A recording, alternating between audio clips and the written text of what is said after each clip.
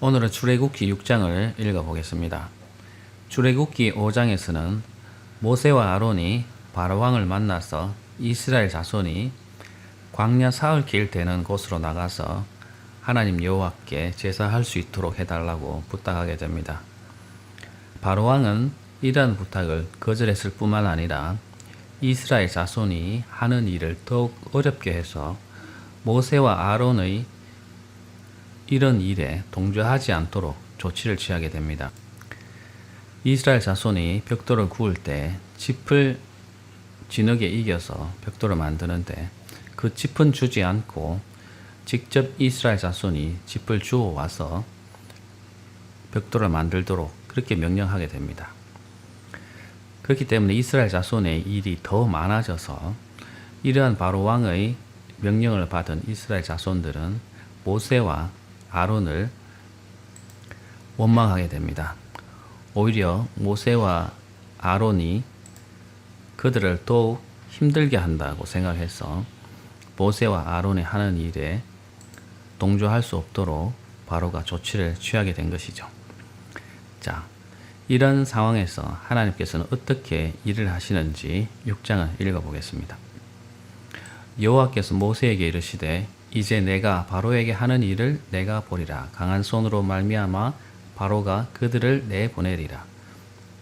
강한 손으로 말미암아 바로가 그들을 그의 땅에서 쫓아내리라. 네. 자, 모든 상황은 지금 좋지 않은 상황으로 흘러가고 있습니다. 모세와 아론이 비록 하나님의 부르심을 받아서 애굽 땅으로 돌아왔고 바로왕을 만날 수 있는 여건이 되었지만 그 땅에서 노역을 하는 이스라엘 자손이 그들을 원망하고 있을 뿐만 아니라 강력한 애굽의 왕 바로가 이집트 자손을 내보내줄 것을 강력하게 거부하고 있었기 때문에 모든 상황은 다 부정적인 상황으로 흘러가고 있었습니다. 그런데 그때서야 이제 여호와께서는 모세에게 말씀하십니다. 바로에게 하는 일을 내가 볼 것이다. 강한 손으로 말미암아서 하나님의 강한 손으로 말미암아서 바로가 그들을 내보낼 것이다. 이 말이죠. 강한 손으로 말미암아 이 강한 손은 하나님의 강한 손을 말합니다. 하나님의 강한 손, 강한 능력으로 말미암아서 바로 왕이 이스라엘 자손을 그의 땅에서 쫓아내리라. 그냥 내보내는 정도가 아니고 쫓아내겠다. 네.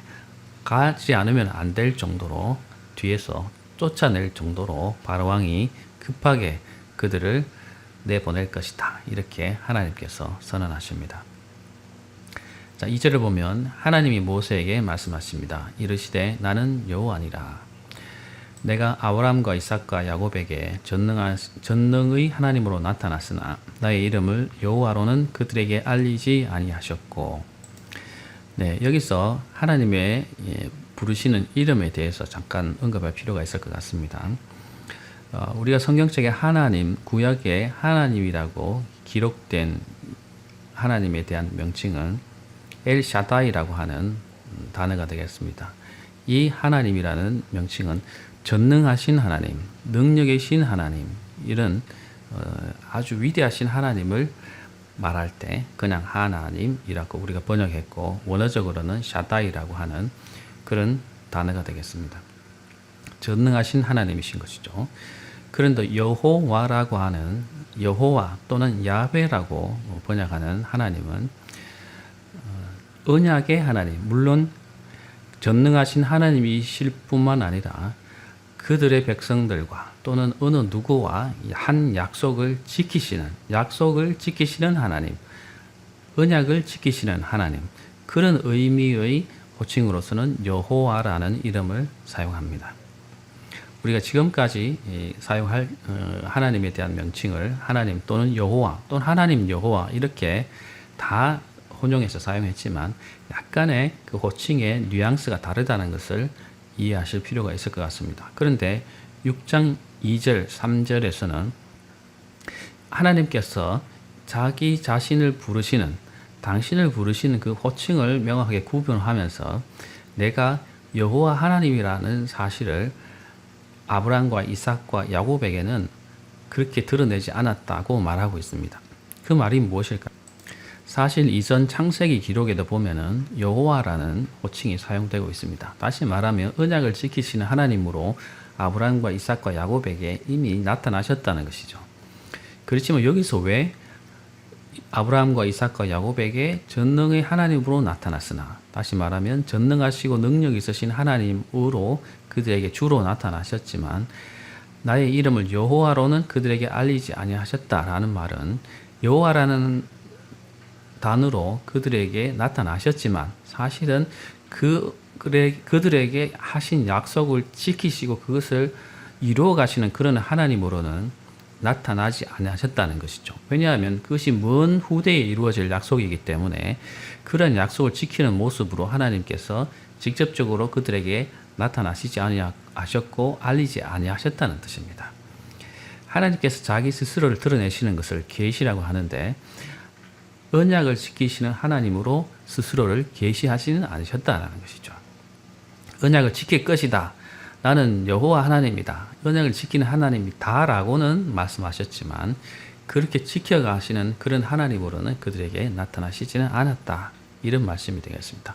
그런데 400년이 지난 이 시점에서는 하나님께서 그 조상 아브라함과 이삭과 야곱에게 하신 약속, 민족이 크게 번성하여서 하늘의 별과 같이 모래에 같이 많은 자손들이 생길 것이고 또한 가나안 땅을 그들에게 주실 것이고 또 그 민족으로 말미암아서 모든 민족이 복을 받을 것이다 라는 그 언약을 이루어 가시는 첫 단추로서 지금은 애굽에서 번성한 그들을 이집트 땅에서 이끌어내실 터인데 이것이 이제 언약을 지키시는 그런 하나님의 시작이다라는 것을 하나님께서는 선언하고 말씀하고 계시는 것입니다.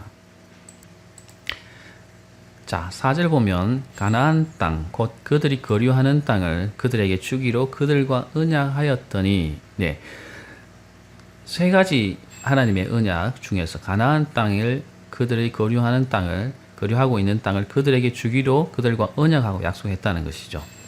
그래서 이제 애굽 사람이 종으로 삼은 이스라엘 자손의 시험 소리를 내가 듣고 나의 언약을 기억해서 이제 이스라엘 자손을 이집트로 이끌어내서 그 가나안 땅, 그들이 그냥 거류하고 있었던 땅, 거류한다는 것은 나그네로서 그곳에 머무르고 있었던 것을 거류한다라는 것이거든요. 그래서 그들이 거류하고 있었던 그 땅을 이제 그들에게 주기로 그런 약속을 했는데 이제 이집트에서 번성하게 된 그 자손을 이끌어내서 이제 그 땅을 주겠다 이렇게 하나님께서 선언하고 계시는 것입니다.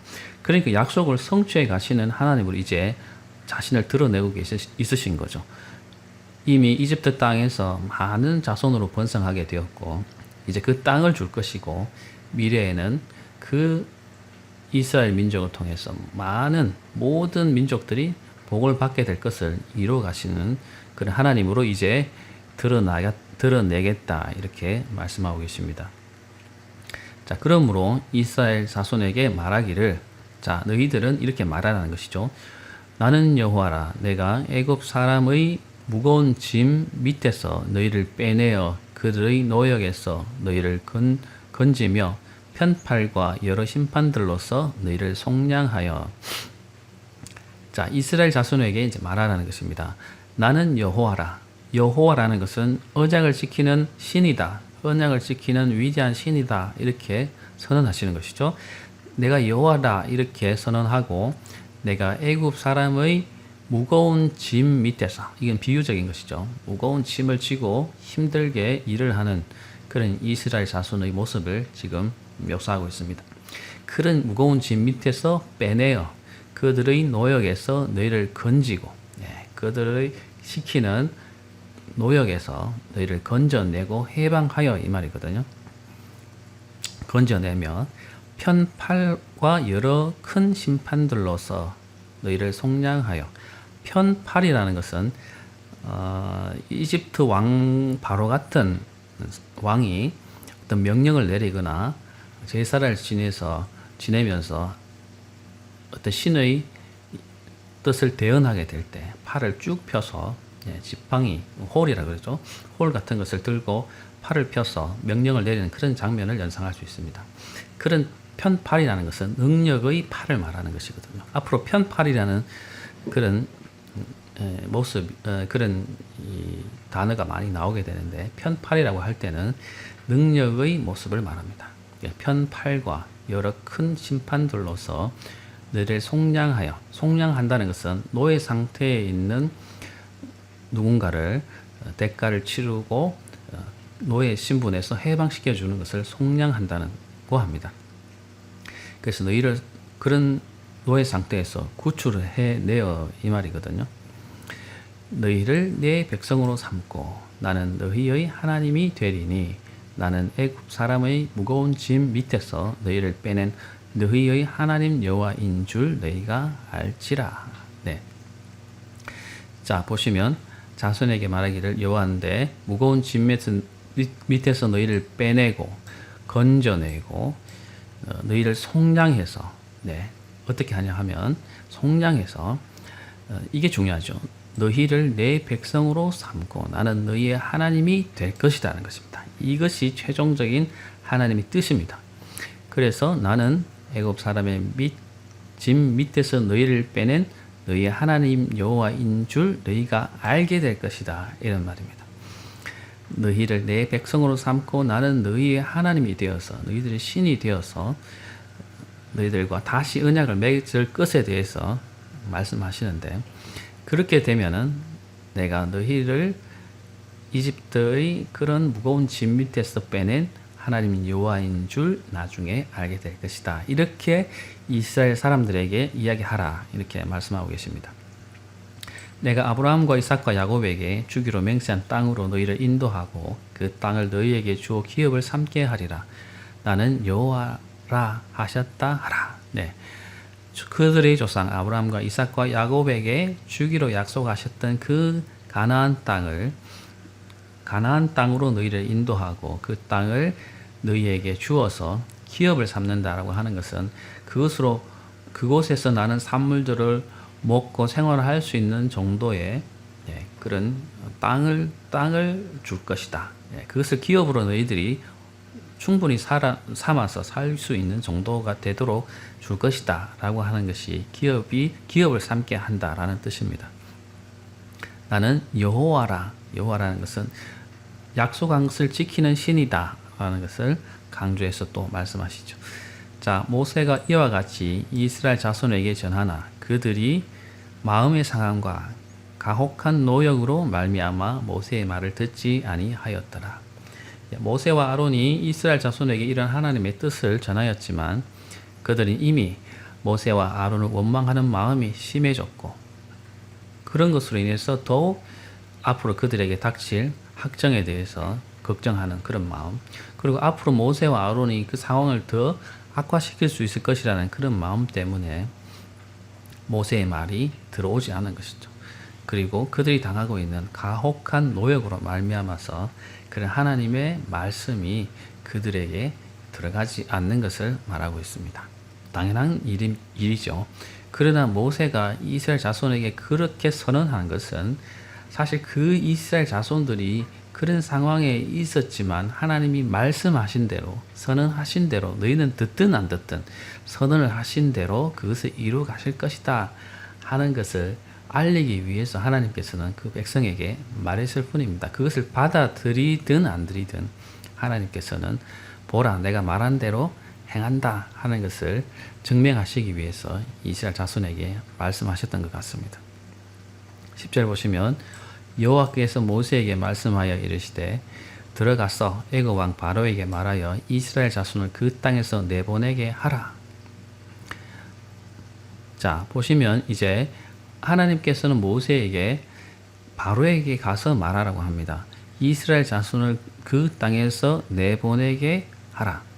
내보내게, 이 말은 앞에서 사흘길 되는 광야 길로 가서 그곳에서 제사를 하게 해 주십시오, 이 말은 돌아온다는 전제를 가지고 한 부탁이지만 이제 여기서는 이스라엘 자손을 그 땅에서 내보내라, 다시 돌아오지 않고 나가도록 그렇게 하도록 하라라고 모세에게 명령하십니다. 자, 모세가 여호와 앞에서 엎드리게 됩니다. 이스라엘 자손도 내 말을 듣지 아니하였거든 바로가 어떻게 듣겠습니까? 나는 입이 둔한 자니이다 라고 말합니다.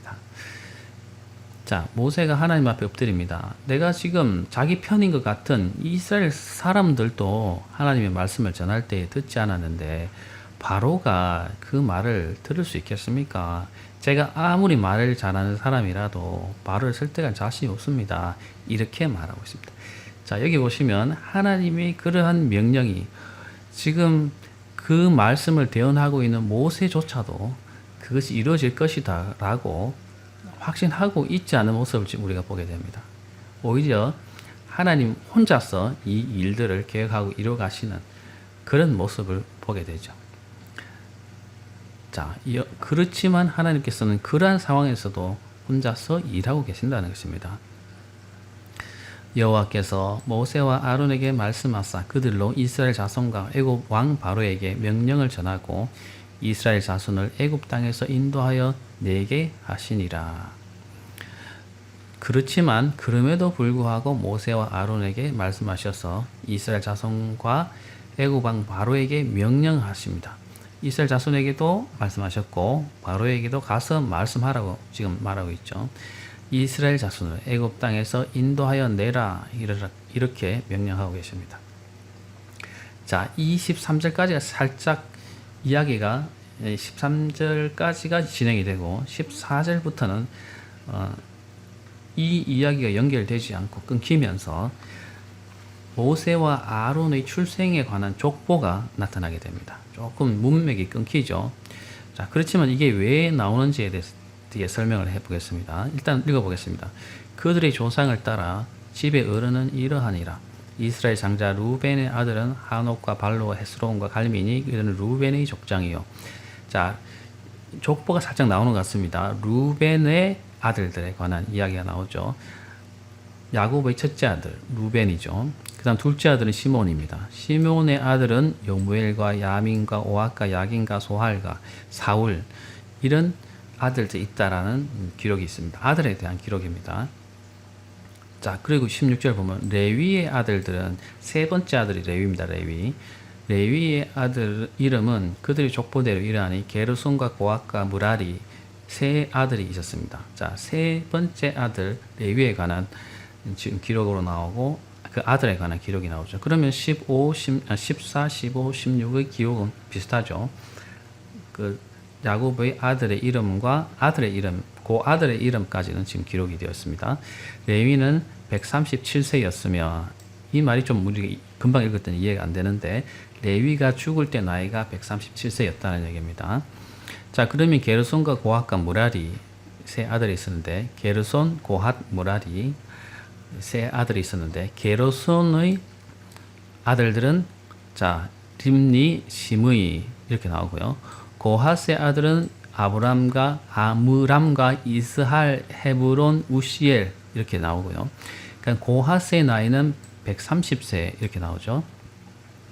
그 다음에 세 번째 아들 무라리의 아들은 마흘리, 무시 이 아들이 있었다는 얘기인데 자, 이 세 아들의 아들은 각각 이렇게 되었습니다. 그러면은 레위 그 다음에 그 세 아들로부터의 아들 이렇게 지금 언급이 되고 있죠.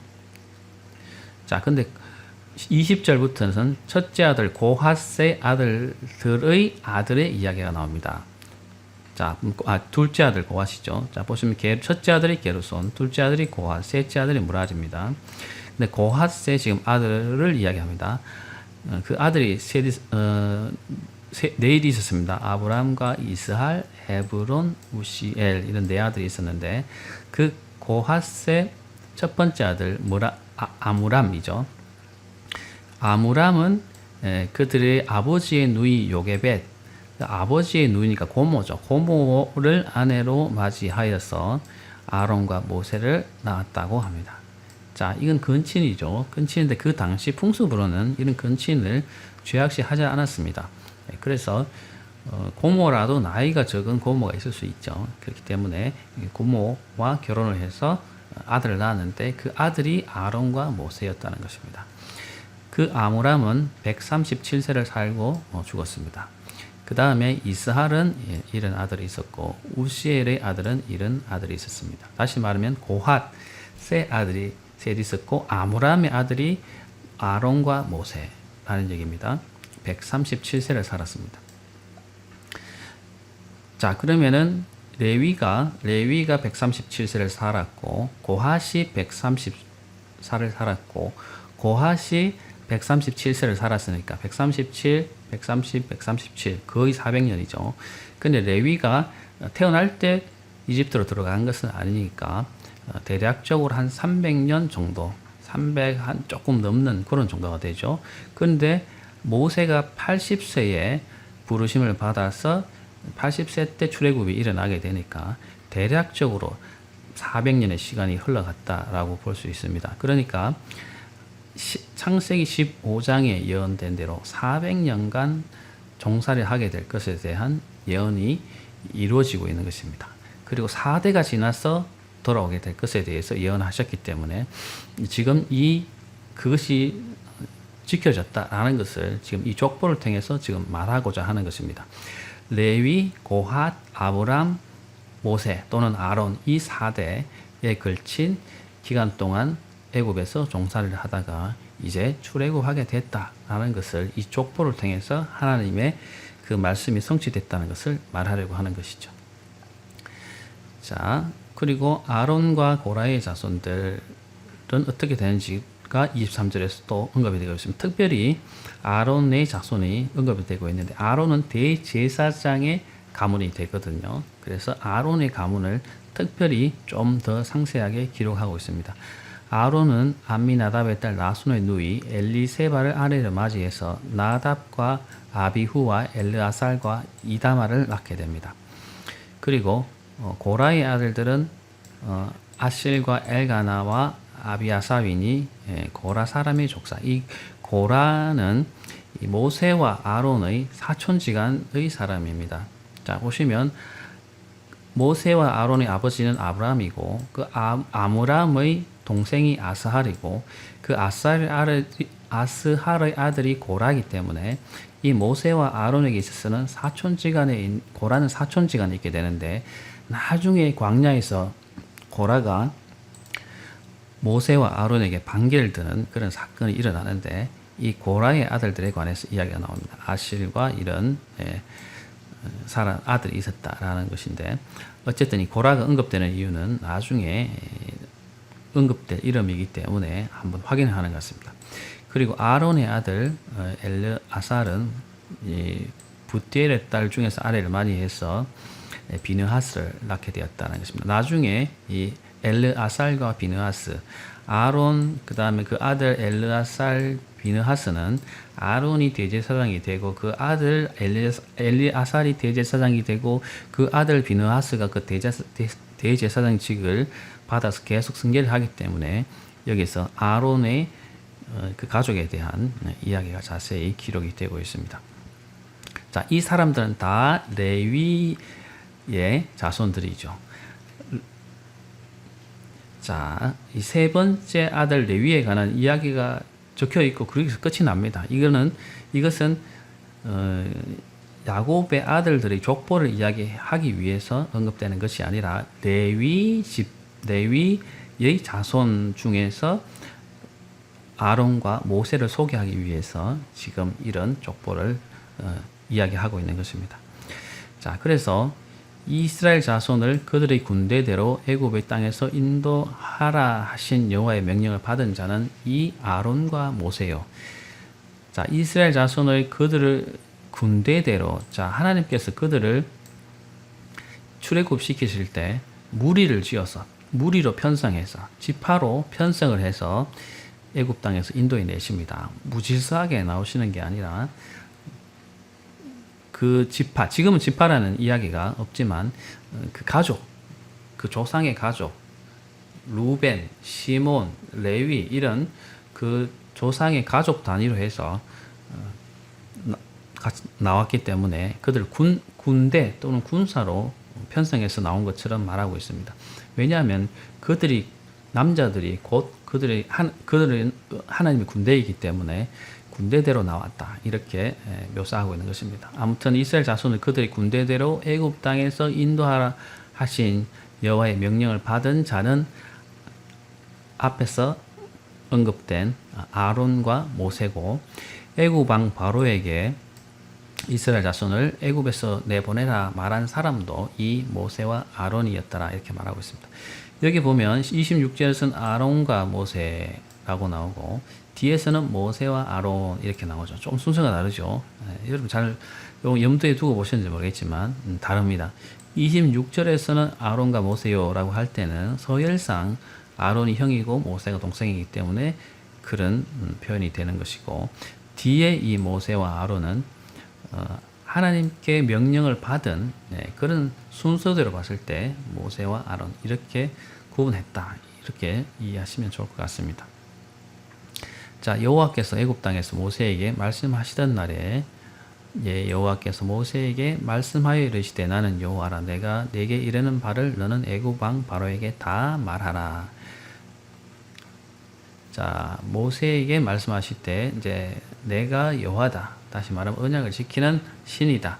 내가 내게 이르는 바를 너는 애굽 왕 바로에게 다 말하라. 이렇게 말씀하셨다는 것이죠. 그래서 모세가 여호와 앞에서 아뢰되 나는 입이 둔한 자여니 모세가 어찌 나의 말을 들으니까 하면서 지금 끝이 납니다. 자, 반복되죠. 여호와 하나님께서는 모세에게 가서 그것이 정말 들어질지 안 들어질지 모르는 그런 이야기지만 모세 너는 가서 바로에게 말을 하라고 하고 계시고, 모세는 그 말이 들어질 것 같지 않으니까 자기가 설득할 그런 능력이 없으니까 자기가 입이 둔한 자이니까 자기가 그 가서 말을 해도 바로가 듣겠습니까? 이런 식으로 계속 거절하고 있는 그런 모습이 반복되어 나오고 있습니다. 자, 오늘은 6장까지 읽어봤습니다. 7장부터는 하나님께서 바로의 왕국, 이집트 왕국을 어떻게 심판하셨는가, 하나님의 직접적인 심판이 어떻게 임했는가 하는 부분이 언급되고 있는데 내일 또 7장을 읽어보겠습니다.